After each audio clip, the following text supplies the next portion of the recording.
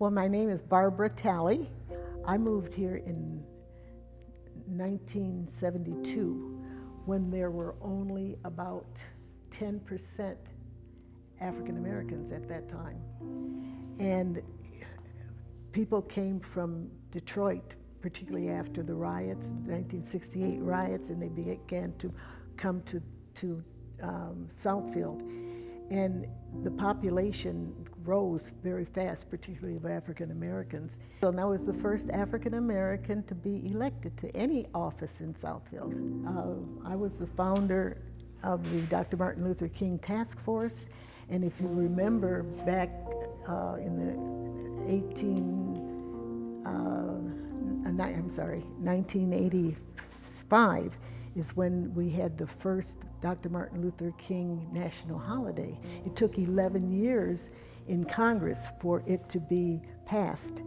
And so we celebrated in 1986 was our first holiday.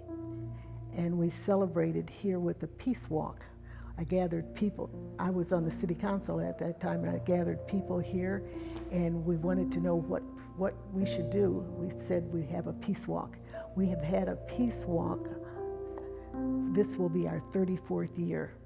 And we have a walk, and then we have from a church for a mile, and then we have at the pavilion, we have a large program. This is a very diverse city, and we have so many people from different faiths to come in and give a presentation or dancing. And then we have a taste fest afterward. We have over 2,000 people that come, and we have awards and all of that. So that has been my baby since 1985 and 1986. There's a church right at Civic Center, right at near Northwestern. Okay. The big church, and that's where we start from. And people come and walk. It doesn't make any difference if it's warm. This is in January now.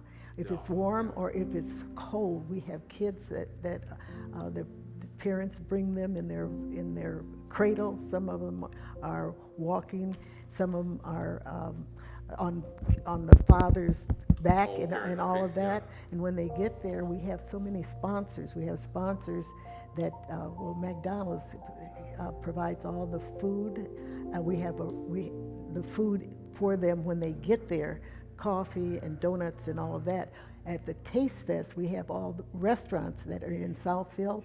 We have them lined up, and they have a taste of foods from all the different restaurants. Yes, and you'll probably see if you go into like Fuddruckers or some of the other restaurants, you'll probably see a plaque that each one gets every year.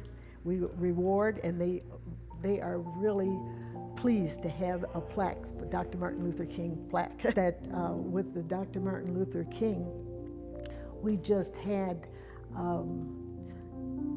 36 youngsters that we sponsored that went down south to imitate the Freedom Riders. And they spent 5 days in going to different places and coming back. Also, what the Martin Luther King Task Force has done, we had an exhibit, research for over a year, and we came out with an exhibit called Pathways to Freedom, shared experience between Michigan and Guerrero, Mexico. And what we found was that there was so much similarity between Michigan and Mexico. In Mexico, there was a Guerrero, Vicente Guerrero, who was an indigenous man who became president. And in 1829, he freed all the slaves. There were more slaves in Mexico than there were in the United States. And we researched that, and we saw the similarity, Southwest Michigan, and we had people to come from Mexico here and walk with us as we walked in the winter time.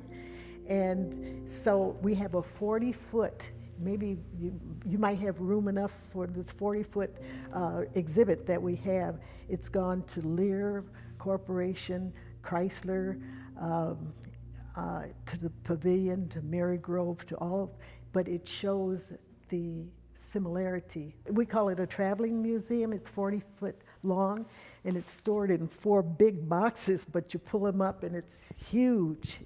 It's huge.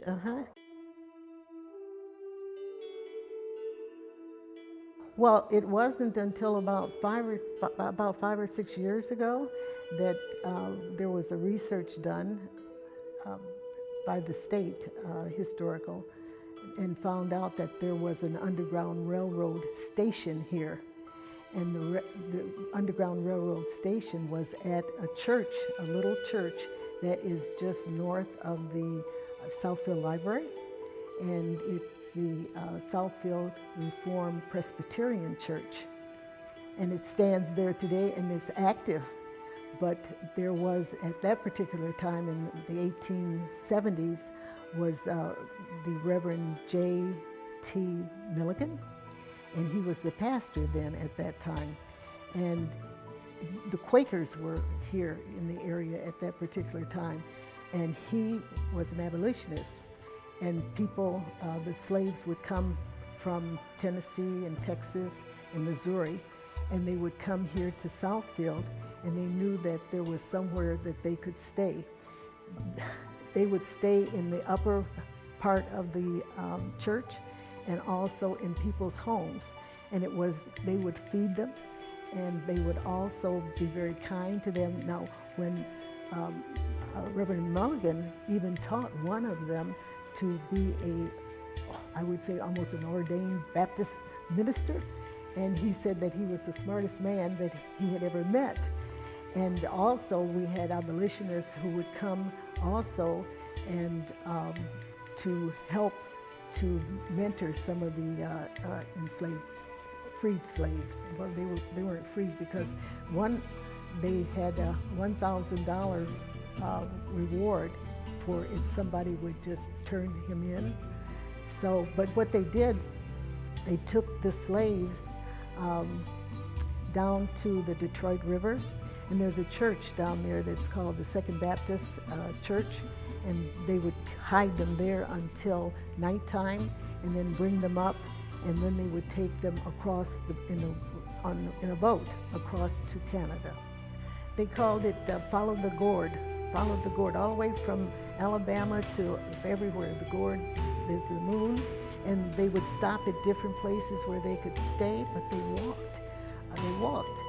Just like Harriet Tubman escaped, and she went back about 3 or 4 times and got people and brought them to safety. And the indigenous people. When I looked at the booklet, this is the Southfield History of Southfield, and I looked at what the history was, it was all about the Europeans. The history, the Daniels family was the history. And it did say that there were a few, they called it Native Indians that passed by, and there was a little story about that one particular Indian brought some medicine for someone who was ill, but that's all it said. And I said, well, I don't think that that's right. And so we started researching and found that there were 2 villages here in the 1800s, Potawatomi villages. And I think Darla talked about those villages and where they were. And so it took us way over, I guess, about 7 months of research to find out the history of the Potawatomis.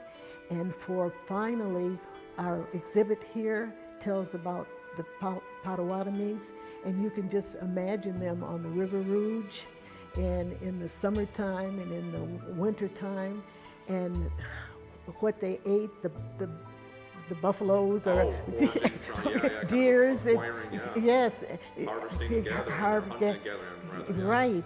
And with that, we came up with that exhibit. And because of that, the City Council has declared the second Monday in October as Indigenous Peoples' Day. Indigenous Peoples' Day in place of Columbus Day.